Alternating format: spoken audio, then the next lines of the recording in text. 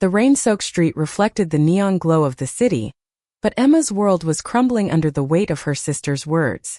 "You're not my sister anymore," Sarah had hissed, her voice sharp as a blade, before slamming the door to the garage where Emma now slept. At 22, Emma had never felt so alone, curled up on a thin mattress, her heart aching for the twin who once shared her every secret. Emma clutched the worn leather jacket she'd found at a thrift store, its familiar scent grounding her as memories of her childhood with Sarah flooded back. They'd grown up in a small, conservative town just outside Seattle, their lives intertwined like the roots of an old oak. Identical twins, they'd shared everything: whispers under blankets, dreams of escaping to the city, and promises to always have each other's backs. But when Emma came out as a lesbian at 20, Sarah's love turned to ice. The garage became Emma's exile, a cold, concrete punishment for daring to love differently. Their parents, distant and devout, had nodded in approval, leaving Emma to fend for herself in the shadows of their family home. The city of Seattle, vibrant and alive, was only a bus ride away, and Emma found solace in its chaotic embrace. She worked odd jobs: barista, delivery driver, anything to keep her afloat while renting a corner of the garage from her own family. The humiliation stung, but it was better than the streets. At night, she'd sneak into dive bars, where the music drowned out her loneliness, and it was there she met Lily. Lily was everything Emma wasn't: bold yet soft, with short black hair streaked with blue and green eyes that seemed to see through her defenses. At 22, Lily was a painter, her canvases bursting with color and emotion, her laughter a melody that pulled Emma from her darkness. Their first meeting was electric. Lily had spilled her drink on Emma's jacket at a crowded bar, and instead of apologizing, she'd grinned and said, "Now you're part of my art."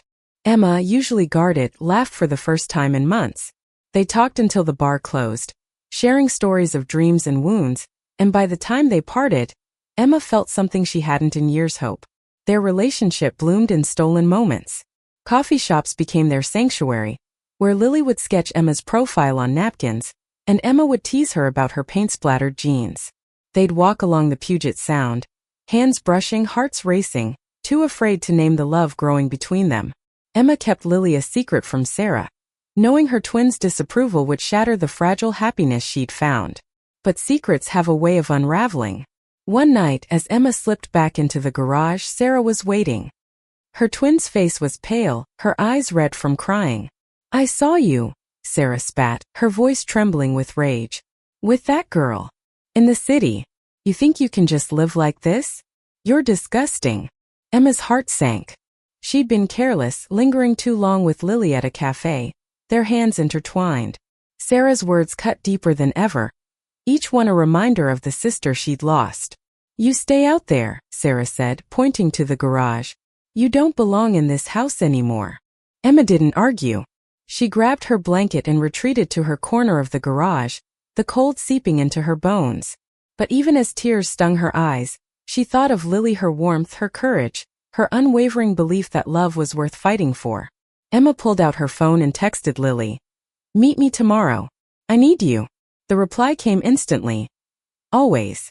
The next day, Emma met Lily at their favorite spot, a quiet park overlooking the water. The autumn leaves crunched under their feet as they sat on a bench, Lily's hand finding Emma's. "What happened?" Lily asked, her voice gentle but firm. Emma recounted Sarah's words, the pain spilling out like a dam breaking. Lily listened, her green eyes steady, and when Emma finished, she pulled her into a hug. "You're not alone," Lily whispered. "You have me. And you're stronger than you know." For the first time, Emma believed it. She kissed Lily under the fading sunlight, a promise to herself that she wouldn't let fear win. But back at home, the garage felt colder, the walls closing in. Sarah's rejection wasn't just personal, it was a reminder of the world's cruelty, the judgment waiting beyond the safety of Lily's arms. Emma didn't know how long she could keep living like this, torn between love and family, between who she was and who they wanted her to be. As weeks passed, Emma and Lily grew closer, their love a quiet rebellion against the world. They dreamed of a futurious small apartment, a life where they could be themselves. But fate had other plans. One evening, Emma's phone lit up with a call from her mother. Her voice was frantic, the words barely coherent. "Sarah's in the hospital. She's sick. She needs you." Emma's heart stopped. Sarah, her mirror image, her other half, was fighting for her life. And the doctors had discovered something Emma never expected. Sarah needed a blood transfusion, and Emma, her identical twin, was the perfect match. The hospital smelled of antiseptic and fear, a sterile contrast to the chaos in Emma's heart. She stood in the hallway, clutching Lily's hand, her mind racing with questions. Sarah, her twin, was lying in a bed somewhere beyond those double doors, hooked to machines, her life hanging by a thread. Emma hadn't seen Sarah since their fight in the garage 2 weeks ago. The memory of her sister's venomous words still burned, but so did the bond they'd once shared. Identical twins weren't just siblings, they were two halves of a whole, their DNA a perfect mirror. The doctor's call had been blunt. Sarah had a rare autoimmune condition, triggered suddenly, and her blood was attacking itself. Without a transfusion from a compatible donor, she might not survive the week. Emma, with her matching blood type, was Sarah's best hope. Lily squeezed Emma's hand, grounding her.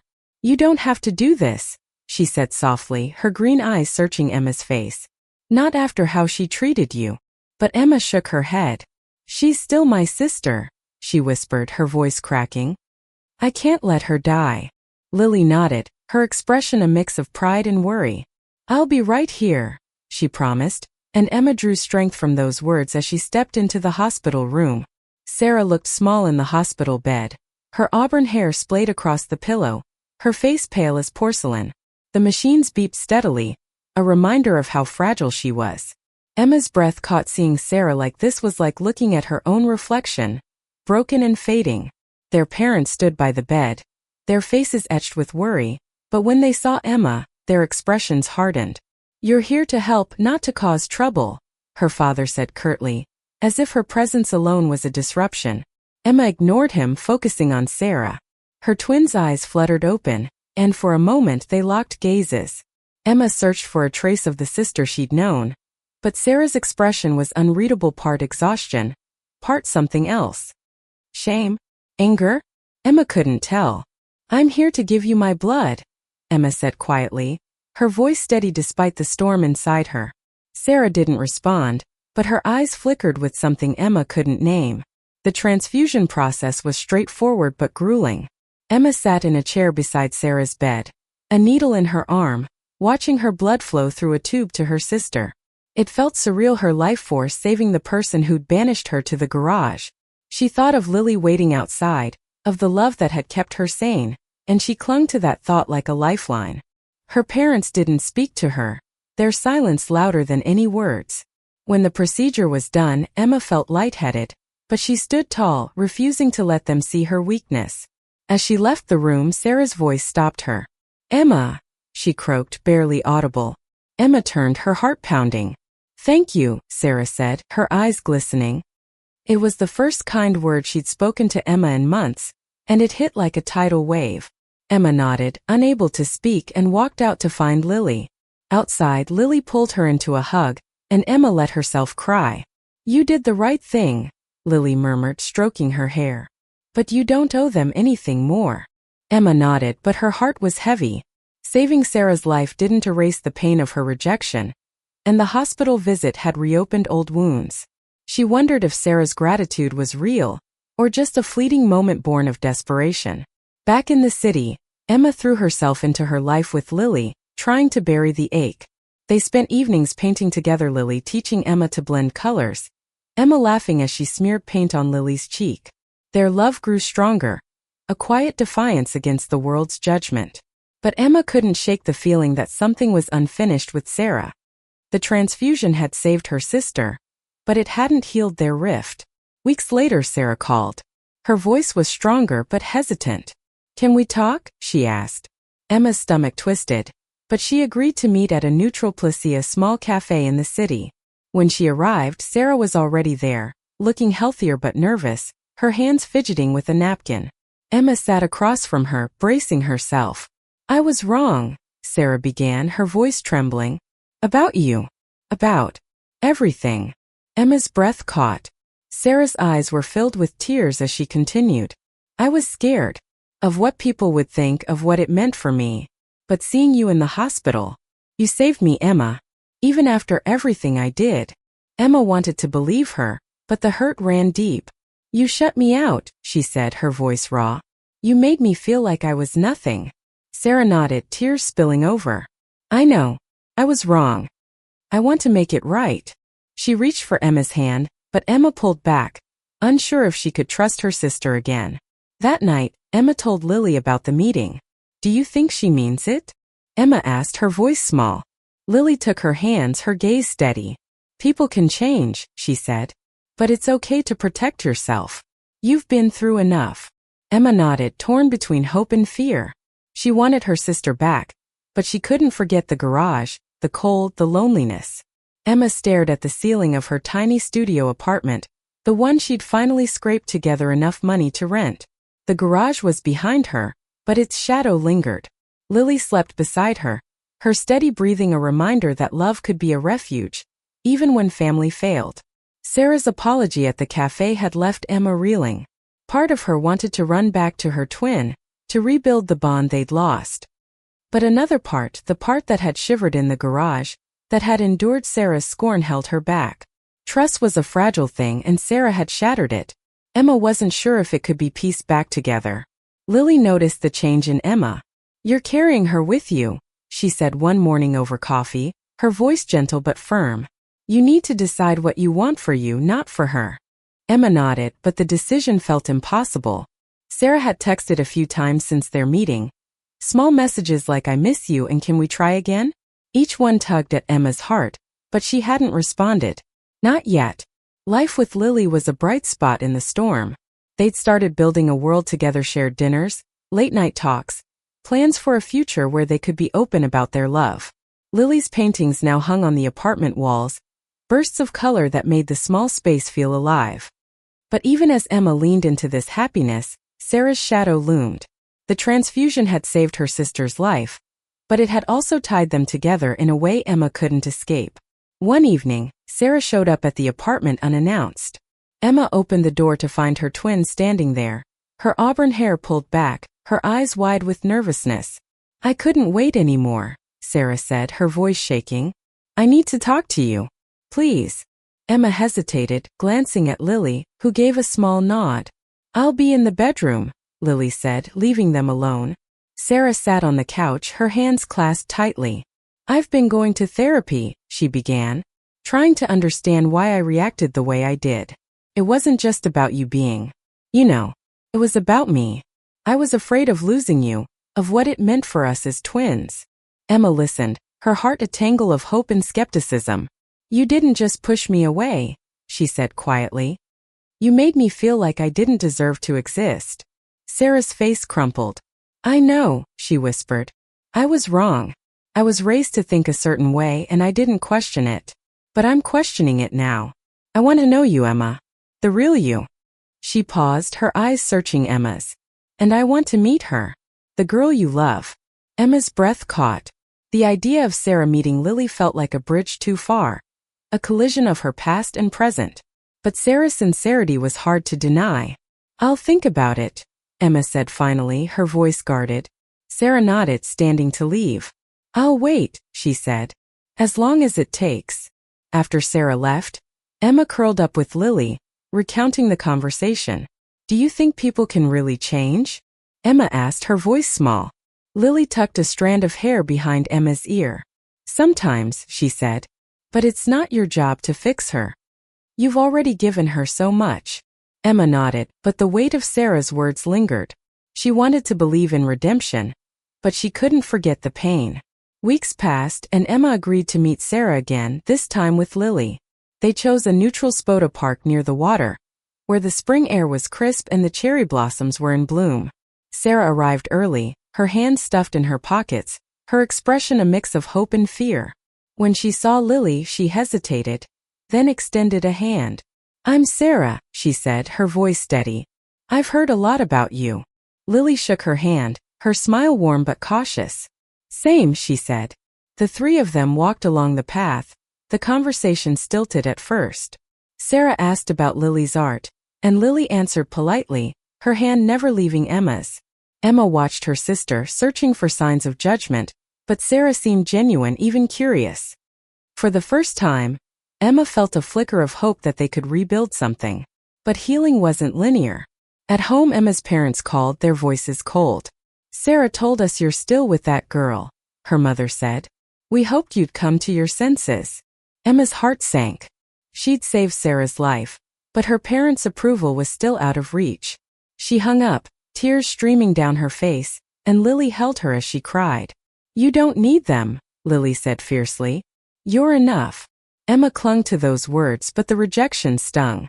She realized that rebuilding with Sarah meant facing the family that had cast her out. It was a battle she wasn't sure she could fight, but with Lily by her side, she felt stronger than ever. The cherry blossoms had fallen, blanketing the park in pink petals, but Emma's heart was heavy with the weight of her parents' words. She and Lily had built a life together, a fragile but beautiful thing. Yet the family she'd once called home remained a wound that wouldn't heal. Sarah's efforts to reconnect were a start, but Emma couldn't shake the fear that it was too good to be true. Sarah kept reaching out, small gestures that showed she was trying. She'd text Emma articles about queer rights, awkward but earnest attempts to understand. She'd invited Emma and Lily to dinner at her new apartment, a tiny place she'd rented after moving out of their parents' house. Emma was hesitant, but Lily encouraged her. "She's meeting you halfway," Lily said, her green eyes bright with conviction. "That's something." The dinner was surreal. Sarah had cooked burnt lasagna, but the effort was there. The three of them sat around a wobbly table, the air thick with unspoken history. Sarah asked Lily about her latest art show, and Lily, ever gracious, shared stories of her work. Emma watched, her heart caught between hope and caution. When Sarah laughed at one of Lily's jokes, Emma felt a pang of the old connection they'd shared as kids, but it was fleeting. Too much had happened. As they cleared the dishes, Sarah pulled Emma aside. "I told Mom and Dad I'm done with their rules," she said quietly. "I told them I want you in my life, no matter what." Emma's eyes widened. Sarah had always been the golden child, the one who followed the family's rigid expectations. "They didn't take it well," Sarah admitted, her voice trembling. "But I'm not losing you again." Emma didn't know what to say. The idea of Sarah standing up to their parents was unthinkable, yet here she was trying to make amends. "Thank you," Emma said finally, her voice thick with emotion. Sarah hugged her, and for the first time in years Emma didn't pull away. But the past wasn't so easily erased. Emma's parents doubled down, sending her a letter that felt like a slap.